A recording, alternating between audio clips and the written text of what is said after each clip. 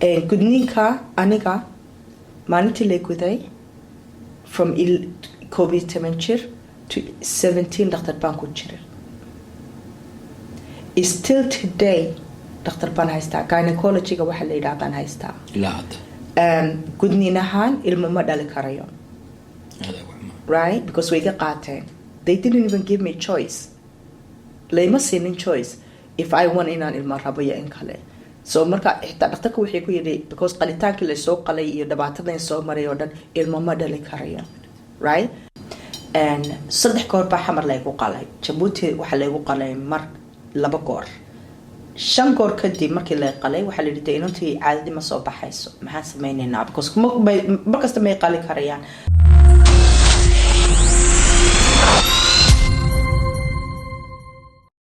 kusoo dhawaada mar kale iyo Naaji Show. maanta waxaan ka hadlaynaa tacadiyada loo geysto dumarka Soomaaliya. waxaa ka mid ah gudniinka wuxuu saameeyaa hablo badan oo adduunka ku nool oo kor u dhaafay ilaa 200 milyan. Soomaaliyana waxay kaga jirtaa 98%. waana number aad u sareeyo oo dhibaatadaas yada inay soo jirto. ilaa hadda waxaa la filayay inay hoos u dhacdo, laakiin nasiib daro hablaha Soomaaliya tacadiyada gudniinka loo geysto ilaa hadda wuu sareeyaa. waxaan kala sheekeysanaynaa walaashay Hoodo Maxamed Cali oo ku takhasustay kana shaqeyso dhinaca caafimaadka iyo waxbarashada iyo badqabka caruurta ardayda. soo dhawaa Hoodo. mahadsanid walaal macaane. Thank you. adaa mudan. Hoodo waxaa ka mid tahay hablaha u dhaqaaqa in la cirib tiro gudniinka dumarka Soomaalida iyo adduunka dhan hablaha ku nool. markii ugu horeysay wadanka imaanay adiga iyo Leila waxaa ka mid ahayn Leila Xuseen dadkii aan arkay ugu horeeyay ay ka shaqeeyo ka hortagga gudniinka. hadda waxaa ka shaqeysaa dhinaca caafimaadka iyo waxbarashada. marka shaqadaada waxay noogu taabo. shaqadeedu waxay ahayd nurse baan ahay. nurse waxaan u noqday marka hore waxa fiican dadku ogaadaan waxaan nurse u noqday. nurse waxaan u noqday aniga markii la guday aan yaraa waan ku xanuunsaday gudniinka and then nurse baan noqday. By the time I become a nurse, dadkeeni Soomaalida baa iimanayay waan arkay dumarkeena caafimaadkooda dhibaatadu gudniinku u keenay, laakiin cidna kama hadlaynin. So that's why anigu go-aan u gaadhay inaan ka hadlo. inaan ka hadlayo waa inaan dhakhtarada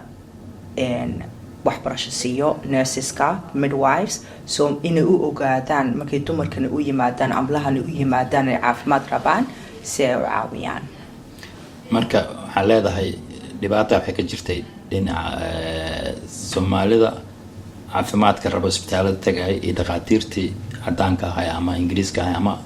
dhaqamada kala lahay inayna fahmin hablaha Soomaalida dhibaatada haysato. wal gudniinku Soomaali qoda maaha. waa fahamsanaa laakiin hadda Soomaaliya ka hadlayna. so Soomaaliya hadda ka hadlayno dadkeenu may ogeyn dumarkeena caafimaadkooda markay dhakhtarka yimaadaan kaliyaha xanuunaya, kaadida ku dhigtay, dhiigga baa ku dhacay, dhabarka xanuunaya, markay shabay qabtaan markasta dhabarka xanuunaya. so markii la ogaaday caafimaadkooda marka la eego gudniinka waxaas oo dhan u keenay. ta kale marka la gudo dumarkeena waxa la gudaa iyagoo yaryar marka so let's say 7 years old markaa tahay 7 jir markaa tahay ayaa lagu guday, kaadidii baa kugu dhagaysa, maanta oo dhan infection baa kugu jira jirkaagii. so jirkaagii dee caafimaad ahaan ma shaqaynayo. so imika markay 40 marka complication uu sameeyay dhibaatooyinka uu sii abuuray leedahay. waa ka so complication baa dhacay, dhibaato sii abuuray. so markii qofkii weynaado imika 7 jir 35 40 jir yihiin dhakhtarkay joogaan. Soomaalideena dumarkeena ugu badan for kidney dialysis. ma garanayo sida Soomaali loo yiraahdo kidney dialysis marka kelyahaagu xidhmaan waa ina kelya xanuun baa ku dhacay. so marka laga bedelo waa kaas. so waa ina kelyihii laga saaro oo qof kale kelyihiisa la geliyo. ka hor laakiin waxaa loo sameeyaa dhiigga la sifeeyaa Sooma. laakiin waayo waxaa keenay dhibaatooyin. waa kaas. and that's why anigu dhinacayga iga timi inaan dadkeena caafimaad ahaan u sheego gudniinku wuxuu inoo keenayo markay noqoto caafimaad. anu kama hadladin dowladna kama hadlo anigu siyaasadna kama hadlayo laakiin waxaan ka hadlayaa the facts waxa gudniinka ay u keenayo dumarkeena iyo hablaheena inaanay fiicnayn markaad caruurta kale dhinaca waxbarashada iskuulaadka oo kaleeto sidee waxay gelisaan so schoolku waa different because schoolka gudniinka wuxuu dhacaa iyagoo yaryar maaha and so anigu safeguarding marka la yiraahdo safeguarding is everybody's business wadankan englishka waxaan idhahnaa qof kasta de qasab bay tahay inay ciyaalka ilaaliyaan soo maha because ilma haddaad og tahay inaa violation lagu sameynayo oo wax lagu sameynayo waad u hadlaysaa soo maha so qasab bay noqotay inaanu hadalno but it's important inaan ciyaalka macluumaad siisaan information ma siisaan So in the UK we use NSPCC, which is the Children Charity. We use what's called My Body My Rules. Body kan aniga jidkayga anale haddaan ku dhahay taabanin ima taabanaysi ta kale waxaan haysanaa wax kale nabadgeli haddaan ku dhahay taabanin tahay taaban xaqa u leedahay inuu qofku taabano khalaas because jidkan aniga ale waa inay xuduud abuurata wakaas an khasabe laakiin ninku ma fahno Soomaalihan كصوماليهان وحلا ورنيا الله أبتكا بيجي مانت صوصلان أديركا بيجي صوصلا خبرتها بيجي صوص if you feel uncomfortable أديكو هذا إن ما أهان uncomfortable هاين ده مدونيسي لكن هذا هلا واتكون كرتا سو خاصة بينو كتاعي هرتا إن ندقق هنا إن نبرنو إن نبرنو ده عيالك تكل عيالك أنا هو وحن شقدة تاعي إن نبرو تشيكا قاعدة qofku maanta wax ku sameyn kara ma jiro haduu qofku qasbayo oo ku leeyahay waxaan doonaynin samee hadal marka hadlaysid qofba at least wad ogtahay you have a family walaalka la hadal walaasha la hadal habarirta u tag qofba always desan qof weyn oo ku dhageysan kara jira laakiin inaad u sheegtid so marka anigu in primary school ciyaalkeena isoo laba maxal rada empowering inay fahmaan jidkayga anaale haddana doonaynaad waxay ku sameysad qof kale u sheegaya hadda qasbaysi marka taas waxay abuureysaa in laga hortago tacadiyadii uu imaan lahaay ama gudniin ahaado ama tacadi kale inta qofsi waxaas oo kale in laga hortago wax fiican caruurtan la baro inay si kalsooni ah qof ay kalsooni ay ku qabaan ay war u sheegi karaan qofkaasna difaaci karo berito waxay sheegtaa markii aad kooga la kulantay Layla waxaa tiri ayadaa ka mid ah dadkii igu dhaliyeen fikradaaneed ee khaldan tahay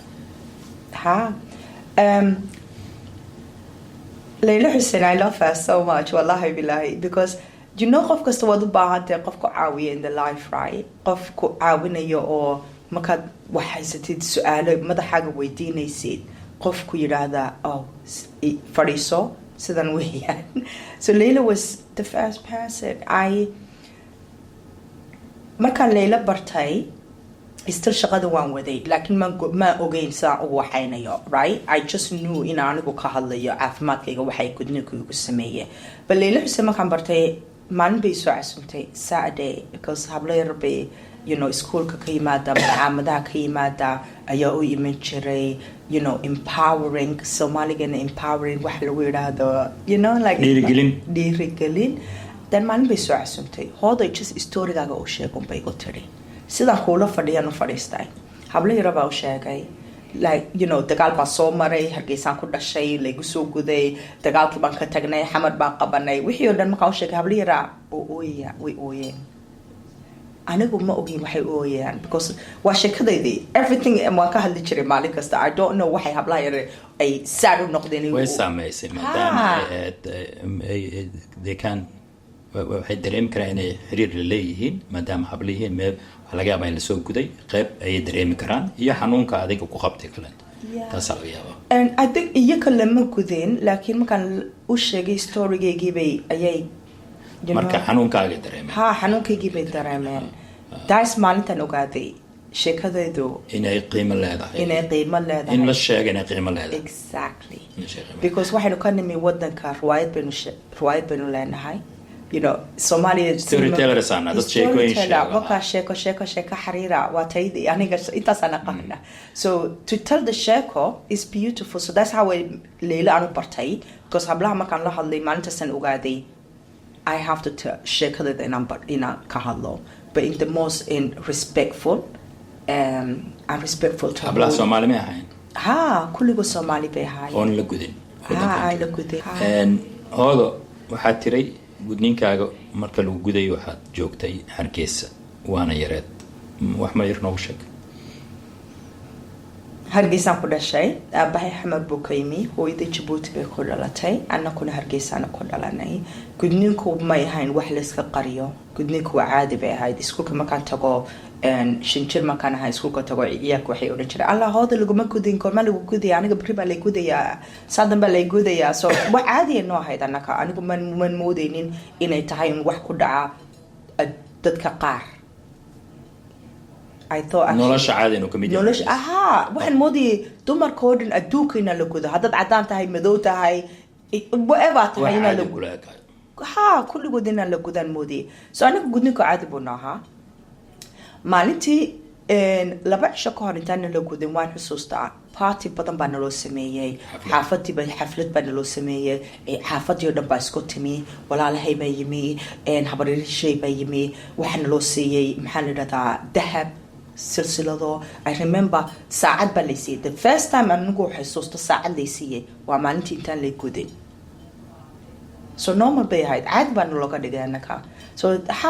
so aniga gudniinka maalinta caadi bay ahayd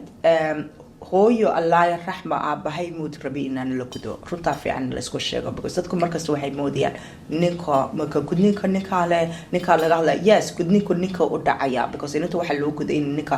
u sheegto inaan ninka la soo seexanin taas runta fiican la isku sheego laakiin aniga aabahay moodona inaan la gudo aabahay wuu ogaa gudniinka iyo damage-ka ay samayso hablaha jidhkooda so aaba muu rabin in la gudo laakiin the hooyo maxay sameynaysaa hooyo waa la guday ayayo waa la guday the woman all the dumarsan oo dhan dumarkii ugu horeeyo dhan waa wuxuu ahaa wax fiican inuu sameeynaya carruurtooda wax kale ma ogeen exactly markii lagu gudayay wax xanuunka bixiya ama kabaab iyo wax loo yaqaano ma la isticmaalay yes so annako because aaba muu rabin inaan la gudo hooyo wayna guday laakiin hooyo waxay samaysay halkii ciyaalka la isku geyn jiray meel qura lagu gudi jiray waxay tiri maya gurigeyga naagta hay ku timaado gabadha guda lacag badan baa siinaya tan hablahayga ay gudo so markays waxay samaysay irbadii iyo waxay sidatay dawadii la isku maxaa la yiraahdaa anesthetic kababi waka kabaabiyada kugu sameeynayay laakiin wadankan as a nurse anigu hadaan qofka mudayo you can't do that ma sameyn kartid gabadhani anyway lacag baa la siiyay so anigi walaashay alxamdulillah irbadii bay nagu muday kabaabiyada ahayd laakiin dawana may siinin markii ay naga tagtay anigu ay remember xanuunka markay dhaqaaqday gabadho 2 saacadood kadib waxaan mooday inaan gobanayo waxaan mooday inaan lag biyo kulul oo saliid kulul jidhkayga lagu shubay gacantayda alxamdulillah maalinta kadib waan fiicnaanay so aniga dhibaatadeedu waxay bilaabatay marka COVID-ga jiraha kabacdi dagaalka Hargeysa dhacay waa soo guurteen xamar ay maadeen marka dagaalada dhaceen dagaalada kabacdi hadana dhibaato caafimaad kula soo gudbanaatay sanad kadib markii la guday dagaalka Hargeysa dhacay Hargeysa markuu dagaalka dhacay waan lugeynaa sahablood baan tagnay waxa soo dhan baa soo marnay dan xamar baan u qabanay xamar markaan tagnay iskuulkii waan bilaabnay iskuulkii markaan bilaabnay dagaalkii kala dhacay 1 year kadib markaan nimid dagaalkii baa bilaabmay markii dagaalka xamar bilaabmay markaasaan xanuunsaday oo aab dhakhtarkii geeyay soo dhakhtaradii dhan way xidhnaayeen dhakhtar waxa jiray soos la yiraahdo anybody xamar ka timi way garanayaan horwa xaqasan u degalay laakiin soos dhakhtarkaas la geeyay dhakhtarkaas waxay hayeen dumarka umulso iyo ciyaalka waligood yaalahood may qaadan ilmo oo qof yar oo gudniinka xanuun ku yahay but because dagaalkii baa jiray aba waxay ku yiraahdeen annaka baadhayna inantan ma garanayno waxa haya waa la baadhiyaa so markii radio baa la mariyay way baadheen radioga markii mariyay waxay moodayeen inaan haysto wax cis la yiraahdo cis is a growth in maxaa la jidhkaaga wax ka soo baxa laakiin waxay yiraahdeen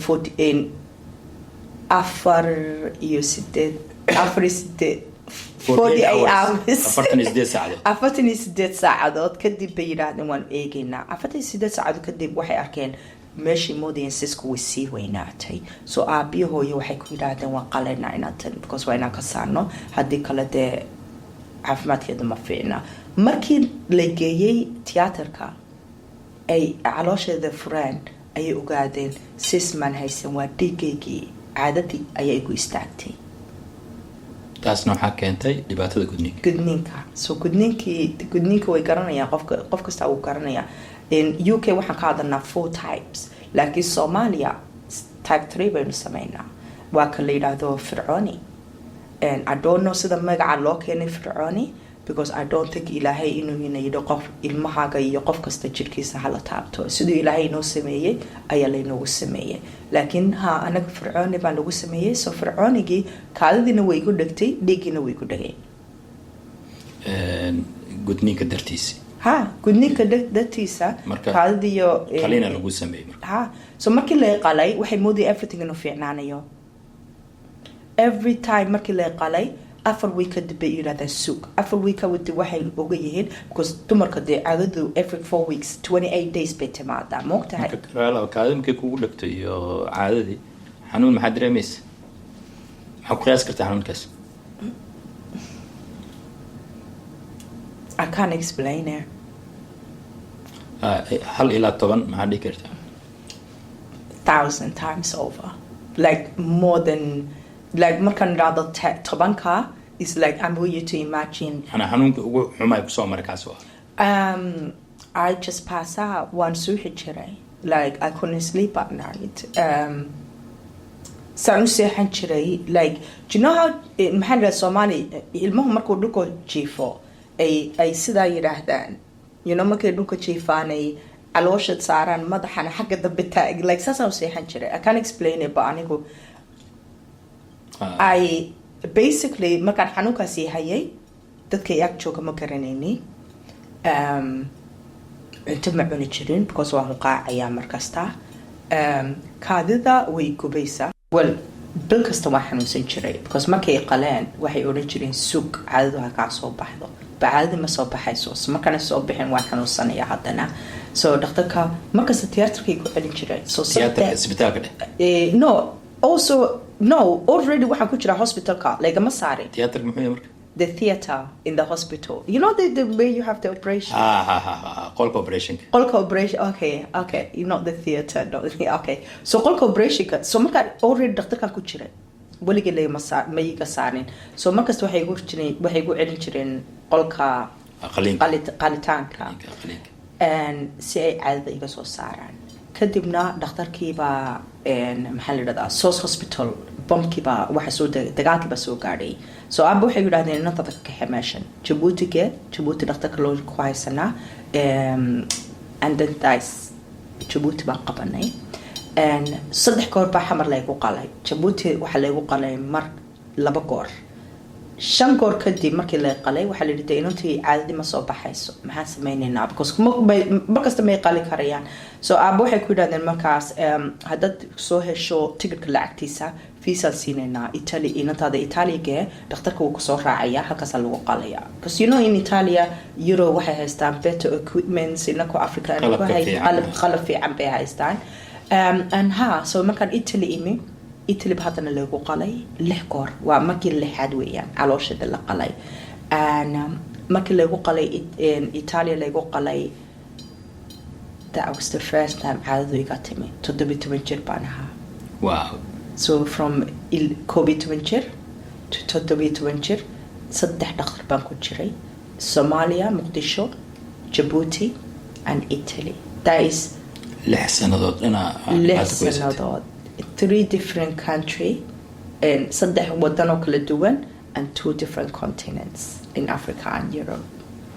which is why aniga shaqadeedu ay u tahay inaan ka hadlo waxaan ka hadlayo because khasab waa inaan ka hadalno one because aniga soo maray you know xanuunkan waan ogahay waan arkay waxa ay ku soo dhacay but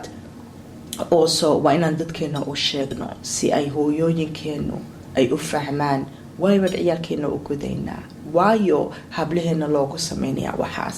waayo dad ahaan haddaan nahay dhaqan ahaan dhaqankeenu waa dhaqan fiican beautiful dhaqan baynu haysanaa markay cuntadeena noqoto miisigeena noqoto heesaheena noqoto riwaayadaheena sidaynu u labisano laakiin maaha inaynu abuses ku sameyno tacaddi lagu sameeyo hablaha ha dhibaatadaas dhan aad sheegaysid adig soo marta shakhsiyan iyo xanuunka soo martay waa wax qofka saa u sheekaysto oo ka fajacayo haddana Soomaaliya waxay ku jirtaa wadamada ugu sarreeya tacaddiga loo geysto hablaha gaar ahaan gudniinka oo number 1 ka yahay markaan arkay numberada percentage-ka boqolkiiba inta ka jirta Soomaaliya shock ay u dhacwayaa isma dhaheelin numberku wuxuu gaaraa ilaa 98% ilaa 97 macnaha wadanka ugu sarreeya nahay maxaa isleedahay maxaa keenaa isleedahay I think waxbarasho education is a key when I say that because markaynu ka hadalno gudniinkeena wadankeena isma weydiino why manu gudayna hableena why because everything have to have a why everything have to have a fact ka dhaxan qofka la sameeynaa ha de maxaanu sameeynaa right but because waxa la yidhi ayayda baa la guday ayayaa la guday hooyaa la guday walaalaha baa la guday adigna khasab bay ku tahay in la gudo laakiin isma weydiino why baan u sameeynaa waxan which is why inaka Soomaaliyahan ay hay u tahay there's only couple of countries in the world wadanka adduunka 98 to 97% waa wadankeena iyo dadkaas kale markaysa Eritrea Sudan Ethiopia right Egypt xogaa ka fiicnaata Egypt is coming imikay soo degaysa but markii hore also way ku jirtay also Egypt waxay sameeyaan type 3 kan ka hadlayay ka sheegay ka fircooniga la yiraahdo hablaha la wada xidhiidhayo in dhiig iyo kaldo ka soo baxaynin waa mid dhibaato badan ha kulligood way dhibaato badan yihiin laakiin way kala duwan gudniinku anigu ma ka hadlay ma oranayo qofna hal gudo because hadad gudaysid type 1 or type 2 so no ilaahay ku sameeyay lagu dhaafaa wakaas because walaalo hadan imka tago jino marka yarasan ka jabay dadku ma arkaasan kaygaya marka yaraan waan jabay because geedka waxa ka soo dhacay geedkii cambaha dadku ma oga imika hadan tago Harley meesha dadka lagu sameeyo plastic surgery aan soo sameeyay sankayga waxa la oranayaa waliba dadka kale ma Soomaalideena ina oranaya Allah walaalo waa xaraan ilaahay sa ku sameeyay maxaad u sameysay sanka so if you can tell me aniga sankayga jabay hadaan sameyn kareynin why marka ilaahay kugu yiri hablaha laga gooyo jirkooda meel ilaahay u sameeyay runta fiican xaraanta way iska ilaalino waa ku raacsan dadkeenu wax kasta normal baynu ka dhiganay abuse ka normal baynu ka dhiganay everything normal baynu ka dhiganay laakiin hadaynu fadhiisano isweydiino waayo su'aal jawaabana imanayna misleedahay maadaama topic-aan uu yahay xogaa wax ceeb ahaan ka hablaha xubintooda taranka in laga hadlo ceeb tahay waxay dhalisay in aan laga hadli karin ayna sii socoto qayb inay ka qaadataas 100% ceeb horta waa kayna dilay marka lagu oranayo waxan waa ceeb halkay ka timi ceebtu where did it started halkay bay ka bilaabantay ceeb dhaqanka right the dhaqanka Soomaha so marka hadii dhaqankii tahay waa inaan ka hadlo aniga hadii jirkayga wax lagu sameeyay ay dhibaato ii keentay waa inaan ka hadlo jirkayga adigoona ceebaynaynin oo aniguna isma ceebaynayo one thing I always ka hadlo anigu reerkayga ma ceebanayo dhaqankayga ma ceebanayo dadkayga ma ceebanayo laakiin runta la fiican la isku sheego dhibaatada waa inaan ka hadalno kale waa inaan runta isku sheegno dhibaatadana inako haysana Soomaalihan runta iskuma sheegno hadda Soomaaliya hadda waxa la sheegay dadkii markaan barnaamijka diyaarinay dadaan la xiriiray oo Muqdisho jooga xamar sidee xaaladdan weydii waxay ugu dhaheen hadda isbitaalada lagu sameeynaya dhaqaatiirta sameeynayso xujadoodana waxay tahay gacmo safe ah ku jirtaan dhakhtarka lagu sameeynaya marka dib badan lama kulmaysan taas waxay badisay in dad badan gabdhahooda caruurtooda ay gudaan ay isbitaalka geeyaan ayagoo isdhahayo islaamihii ay ka badbaadeen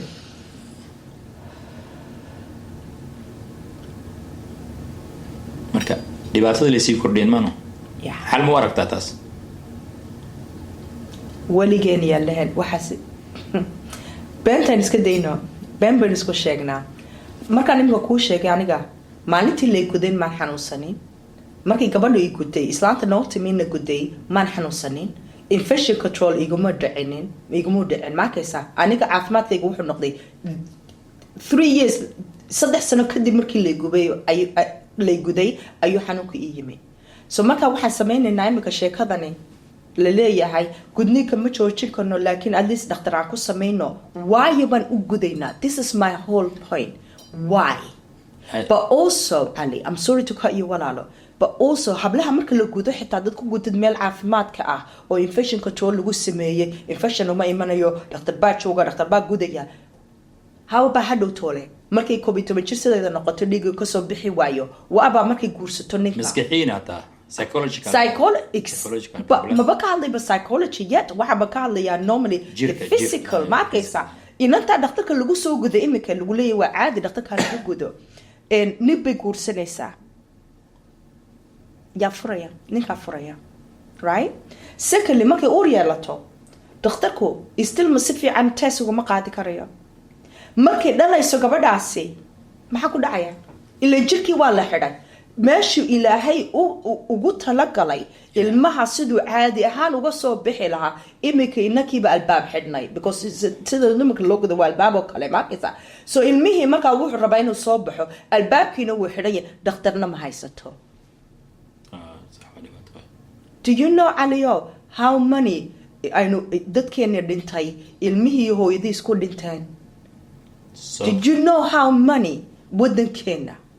ay ku dhinteen umal raacataha ha makasa waliba inaku waxaan ku xunnahay Allah ilaahay wuu dhintay ilaah baa qofka u qoray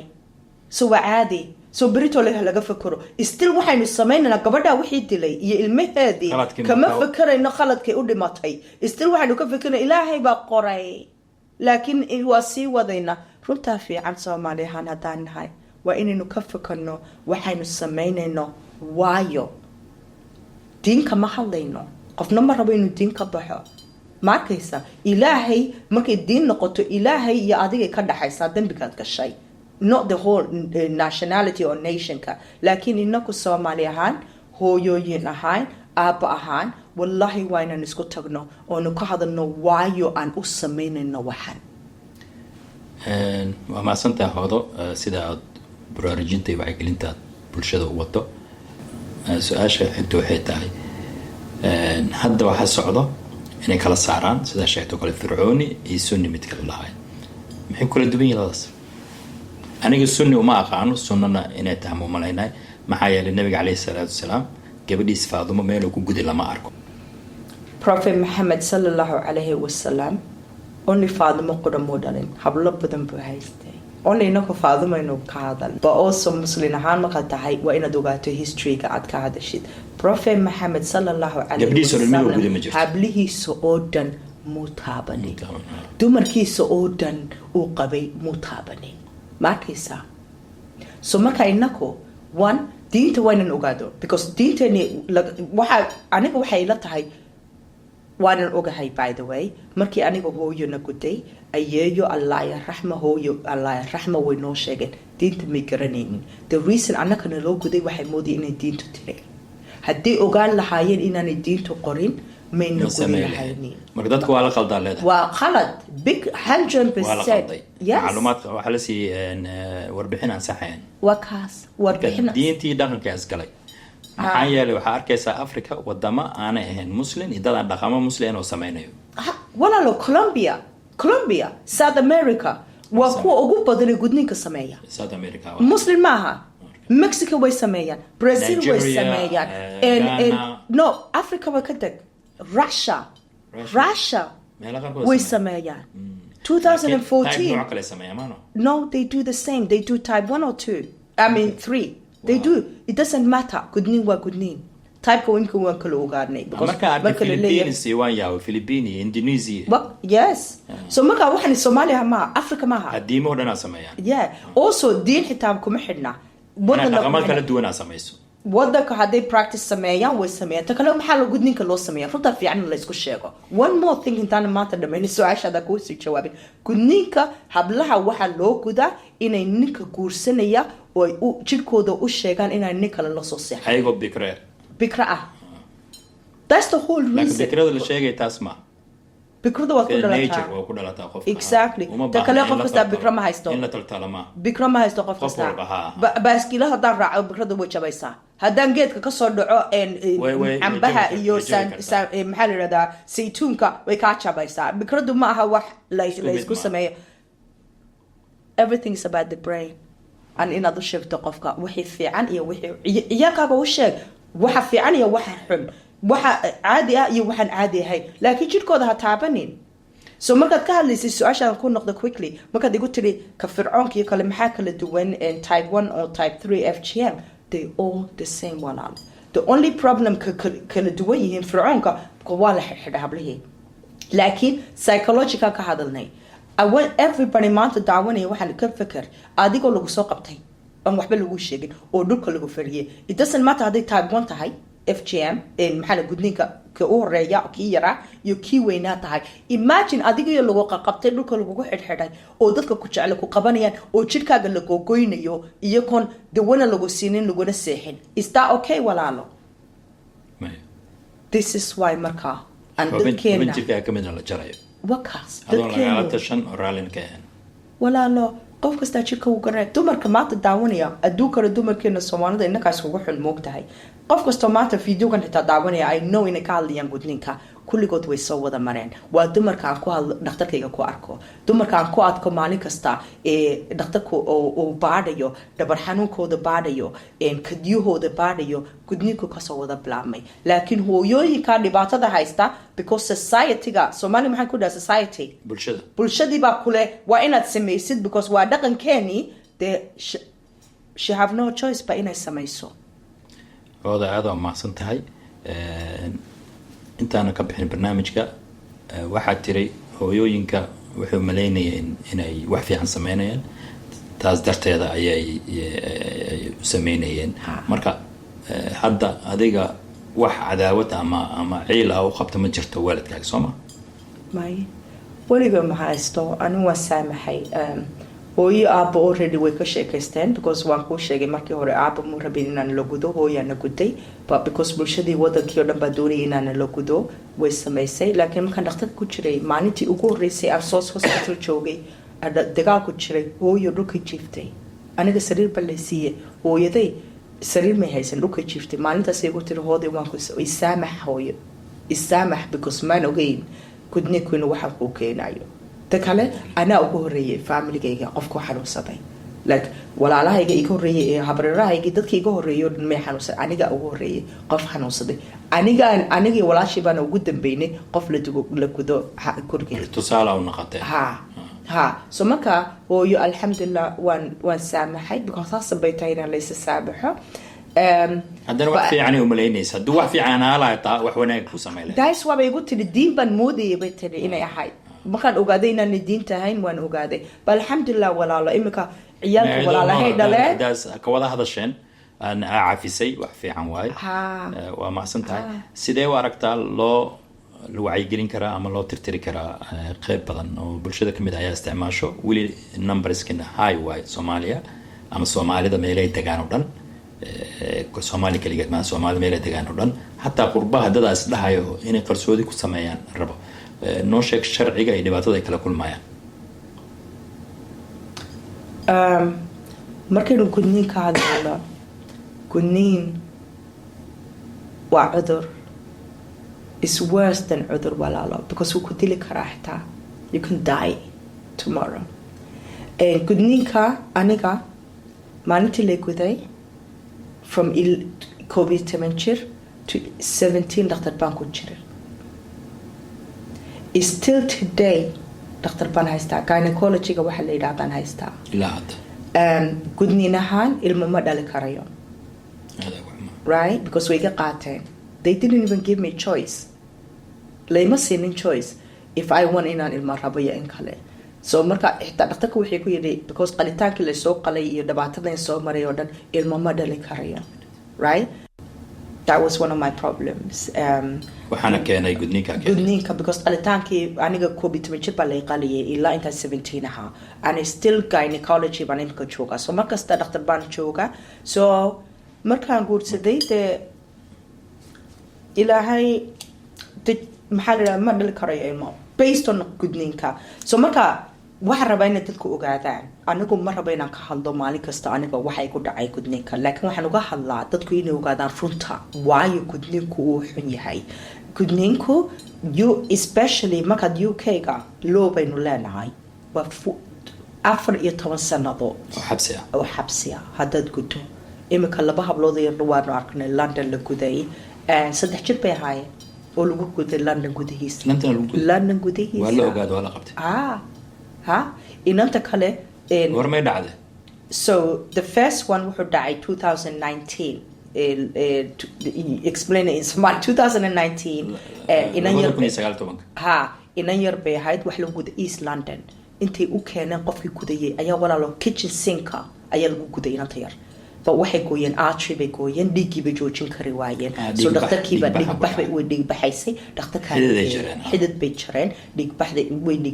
waxa la geeyay dhakhtarkii markii la geeyay meeshii accident emergency ayaa la arkay inanta yar in lagu sameeyay fircooni waliba way xidhxidheen way toleen inanta yar taasi waa taas horyaamina lagu sameeyay takale dadku ma oga dumarkan aan arkayaan ka hadlay dhakhtarka xitaa markii yaryaraayeen la gudeen walaalo jidhku wuu yar yahay waa baby markuu qofkii weynaado jidhkii wuu kala baxayaa so meeshii ay lagu xidhxidhay jidhkii wuu maxaa la yidhahdaa how do you say like wuu kala baxay collagen markay imika weynaadeen ma fadhiisan karaan dumarkan aan ka hadlaya ma fadhiistaan ma fadhii karaan ma istaagi karaan markay socdaan waa inay fadhiistaan so walaalo qasab baynu ku tahay inaynu Soomaali ahaan gudniinka waa inaan joojino ta kale waa inaan ogaano waay baan u samaynaynaa so qasab so one waa law haddaad Europe joogtid iyo America there's a law wallahi billahi haddaad ilmaha gudo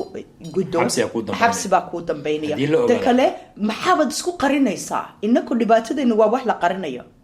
maxaa dawladda lagu sheegaya haltan hadaa jameeyo lama samayn ba ilmahaagii oo weynaanaya maskaxdooda ku weynaanaya maxaad ka fikiraysaa maxaad ku samaynaysaa ilmahaagiiba damage ku samaynaysaa walaalo kaalaan ka dhaxdadaas dhahayo qaad ay wadankii gay soo guday soo celiya marka wala fahmi sharcigu still the same sharcigu still waa 14 years hab lagu fahmaa ma jira because ilmaha yar markay iskuulka ku soo noqoto sidaan kuu sheegay markay hadii amba xidid la jiro amba sometimes markay tolaya xitaa lugtay ku tolaan ilan dadkan dhakhtar maaha tolaya ilmahani dadkan gudniinka sameeya ta kale maaha dhakhtar iyo nurses ma garanayaan mana yaqaanaan so sometimes ablaha markay dhulka fadhiyaan ma fadhiisan karayaan because in tolniinkii lugtii bay ku tolan tahay cajaray ku tolan tahay so ma fadhiisan karaan ta kale suuliga markay tagayaan kaadada kama soo baxayso macallimadina way ku sugaysaa suuliga markay ciyaalka kale tagaan ku soo daahayaan miya because yala lagu fahmay kamida waka faleebada Somali faleeban nana somaha the drapes hablaha markay kaajiyaan qaar skaadu uga soo baxda waa drip sida dhibco sida maxaa la yiraahdaa wakaas so marka samaynaysid classkii lagu sugay maanta dhan iska fadhidaa inta yaray marka taas waa sign oo gudniin inuu yahay ama dhibaato ay jirto infection ama waxba jiro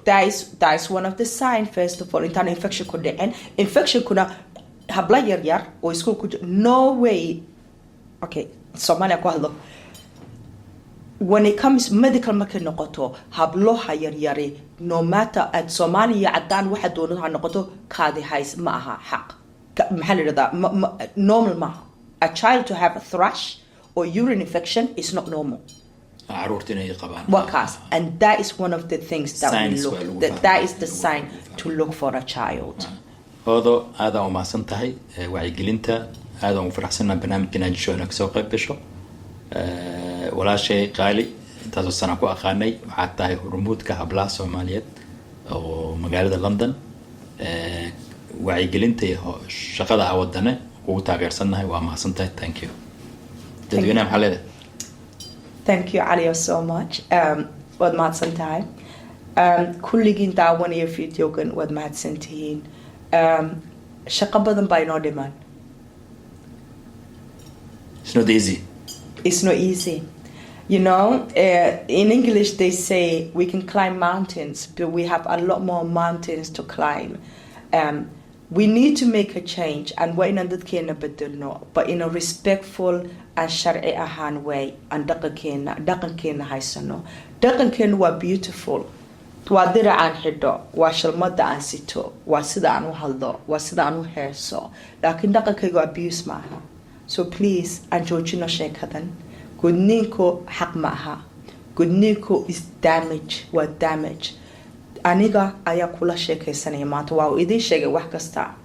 let's make a change and let's make tomorrow a different beritole waa another day sida loo jabaa loo dhitiyaa laakiin dee maaha inaynu sii jabno sii dhitino khasa weeyaan inaynu bedelno so maanta Calio I thank you and I thank all of you but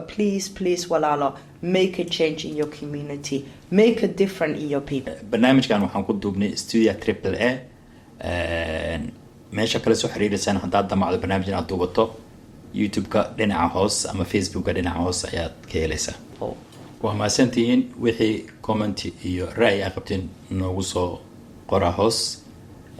barnaamijyadan iyo noocyo lamid ah oo wacyigelin waan soo badan doonaa thank you and show ciao